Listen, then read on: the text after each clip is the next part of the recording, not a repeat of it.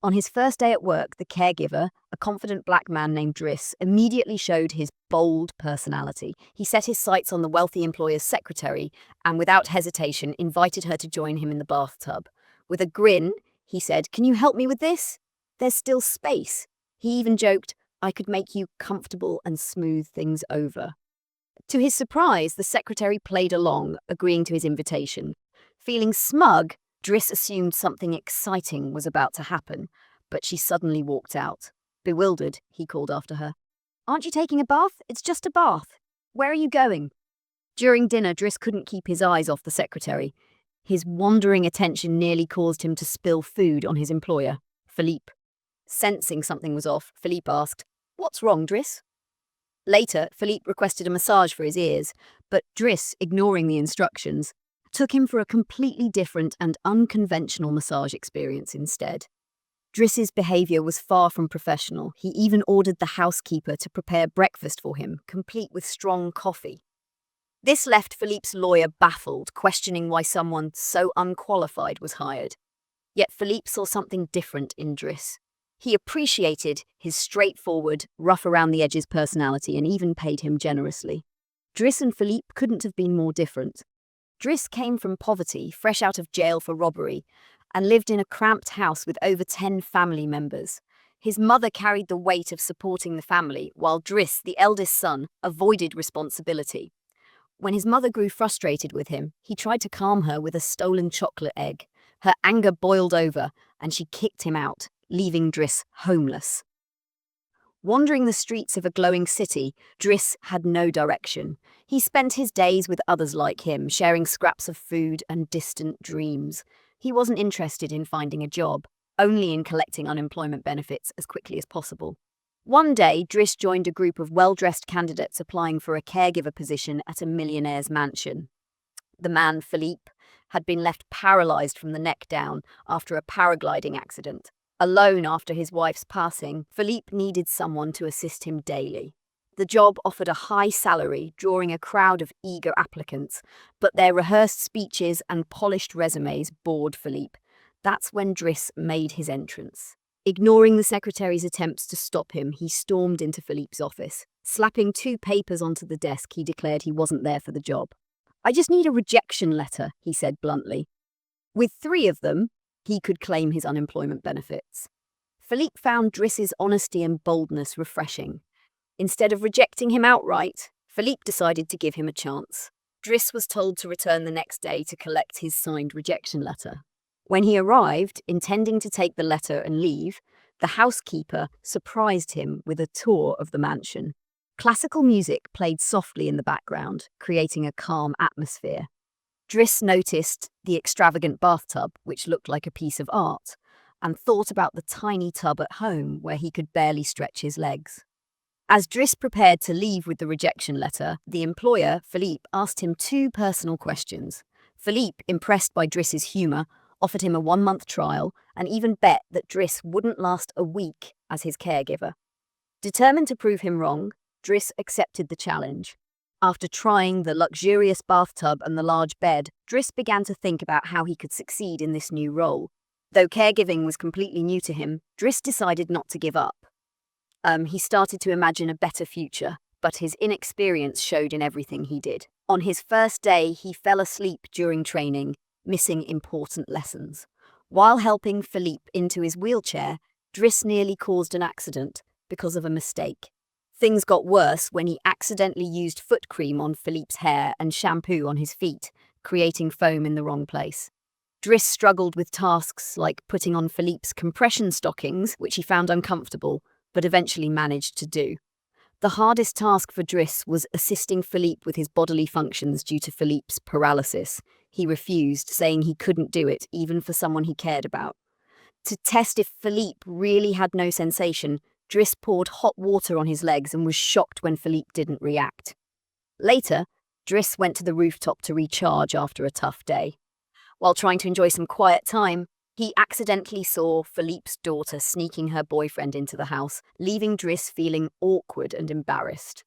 That night, Driss heard laboured breathing through the monitor and rushed to check on Philippe. He found him sweating and struggling to breathe. Acting quickly, Driss used a cold towel to cool him down and helped him breathe deeply to relax. Although it helped for a moment, Philippe started struggling again. Driss put him in the wheelchair and took him outside for fresh air. For the first time in his life, Philippe saw Paris at 4 a.m. The city was quiet and peaceful, with none of the usual daytime hustle. The cold breeze by the lake calmed Philippe. When Driss asked what had happened, Philippe explained it was a neuropathic pain episode. He described the pain as unbearable, like a cold steak thrown into a hot pan. "It's worse than you can imagine," Philippe said. The next morning, the housekeeper asked Driss to take Philippe to an art exhibition. Driss enjoyed the luxury of the mansion's grand bathtub, relaxing in a bubble bath while listening to music through his headphones. He ignored the housekeeper's calls, completely absorbed in his own world. The once tidy suite around him was now messy, with clothes scattered everywhere. Instead of caregiver tools, his bag contained surprising items like a knife and a crowbar. When it was time to leave, Driss stopped in front of the wheelchair van, feeling it didn't match Philippe's classy image. He noticed a Maserati nearby and couldn't resist. He uncovered the car, started the engine, and its powerful roar broke the morning silence. Feeling a rush of excitement, Driss drove out of the driveway with daring moves, while the housekeeper looked on with concern. They were briefly stopped by a neighbour who had blocked the driveway, something that happened often. Driss didn't hold back. He pulled the neighbour from their car and firmly told them to stop parking in private spaces.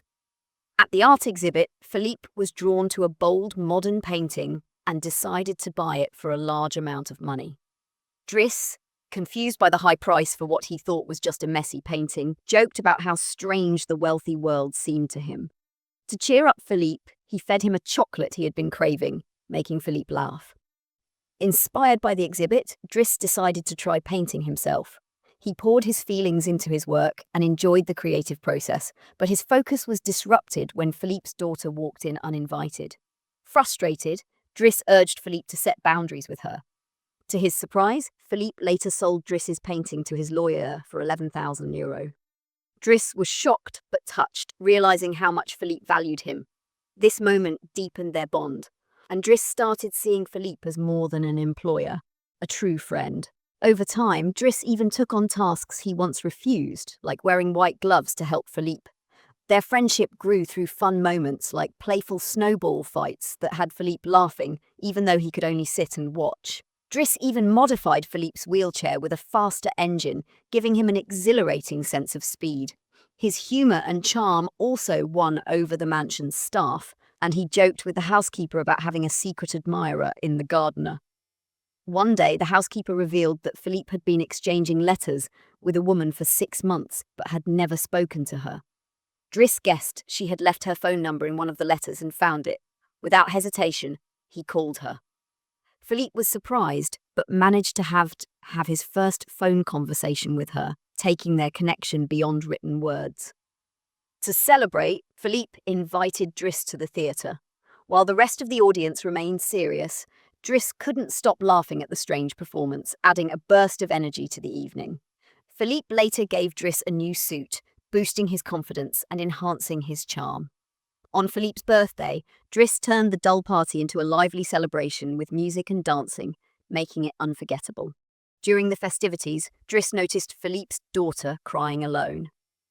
He found out her boyfriend had broken her up with her and, acting like a protective brother, confronted the boy to ensure he wouldn't hurt her again.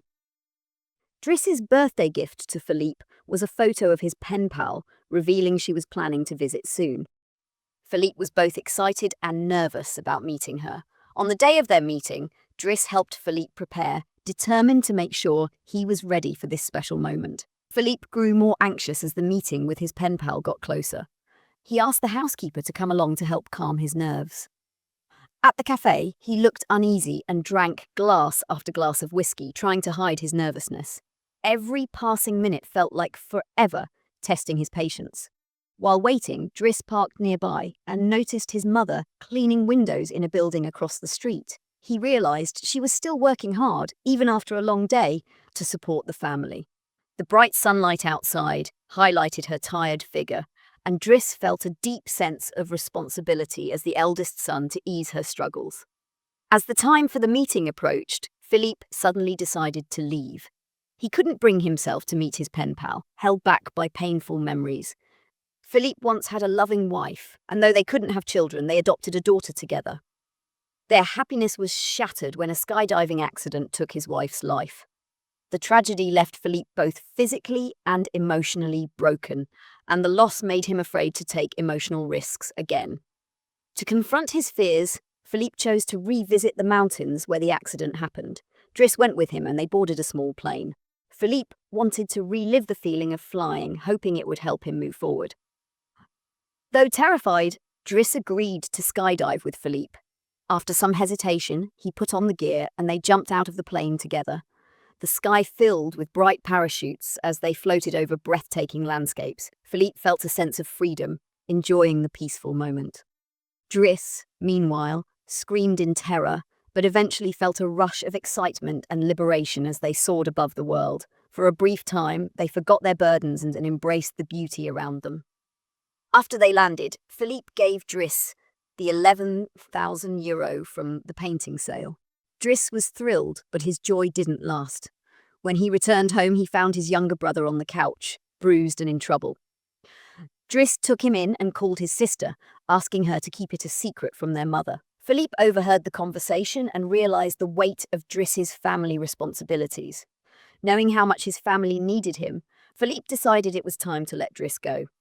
That night, Driss opened up to Philippe. He revealed he wasn't his mother's biological son and that his stepfather had died years ago. Every time his mother remarried, his last name changed, and he barely remembered his original one. As the eldest, he felt constant pressure to care for his growing family. Hearing this, Philippe understood Driss's struggles and told him it was okay to leave.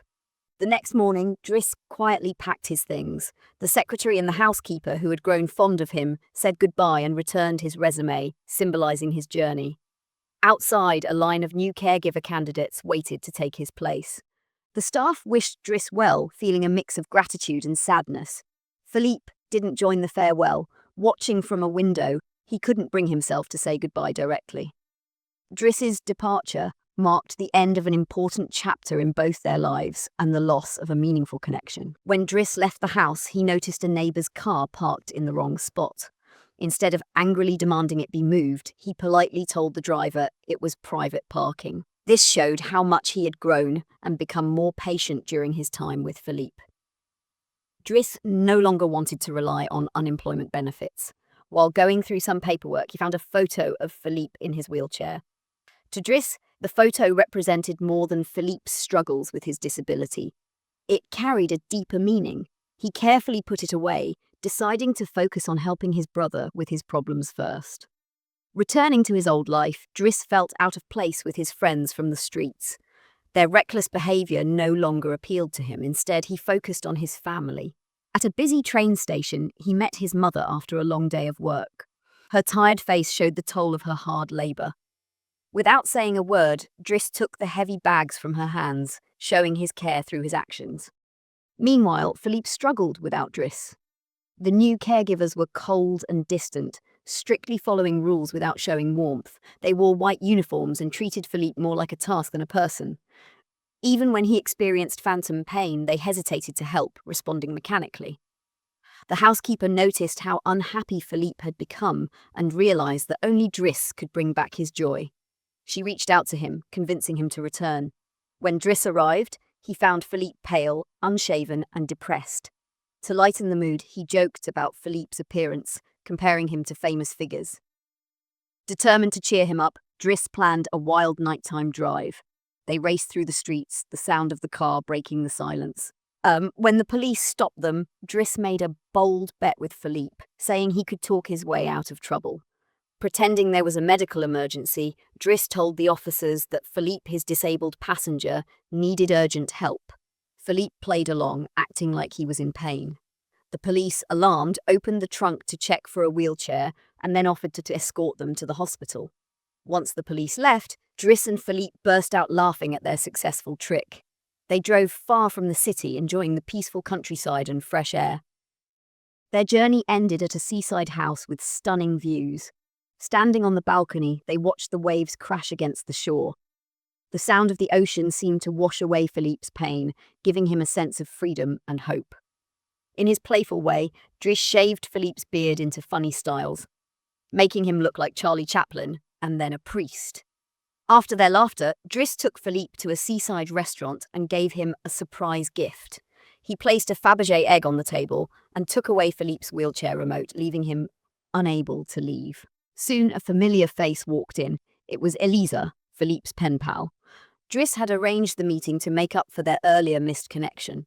Watching them reunite, Driss knew he had helped Philippe rediscover love and happiness. Their friendship had bridged their differences, proving that human connection could overcome anything. Driss waved goodbye from outside the window, leaving Philippe to start a new chapter with Elisa. This wasn't the end, but a fresh beginning for both of them. Their time together had transformed their lives, giving them strength and hope. Following Philippe's advice, Driss got his driver's license and found a good job. His confidence and humour, shaped by his experiences with Philippe, helped him succeed and leave a positive impression on everyone he met. Humour has the power to bring people together and open their hearts. It helps us handle life's challenges with wisdom and grace. This story beautifully shows the strength of human connections and resilience. We see the quiet determination of a mother who carries her family's struggles without complaining. The selfishness of unkind neighbours reveals the darker side of human behaviour. Each character represents a part of society, and their lives come together to create a colourful and meaningful story. Driss, once lost and wild, comes from a tough background. He enters Philippe's restricted world like a burst of fresh air, bringing his raw energy and honest personality. Driss introduces Philippe to the unpredictable, lively world of street life. Together, they enjoy the thrill of the wind, the beat of music, and the simple joys of life. Philippe, despite being confined to a wheelchair, rediscovers the beauty of living and the endless possibilities it holds. In return, Philippe helps Driss grow by showing him the richness of art and the finer things in life. Like calm water, Philippe soothes Driss's restless nature, helping him see life's subtle beauty. Their friendship develops like a perfect melody, with each of them complementing the other. It goes beyond societal expectations, free from selfishness or struggles for power, built only on a deep, honest connection. Through moments of laughter and sadness, risks and discoveries, they create a touching story about shared humanity. Their journey celebrates the kindness and beauty that exist within all of us, reminding viewers of the power of genuine companionship. In a world full of challenges, who doesn't long for such pure and honest relationships? As materialism takes over our lives, we often feel disconnected and cold. This story acts like a key, unlocking our hidden kindness and compassion. It shows that no matter our differences in status, race, or age, real connections can break down any barriers. Together, these bonds create a beautiful harmony that reflects the best of humanity.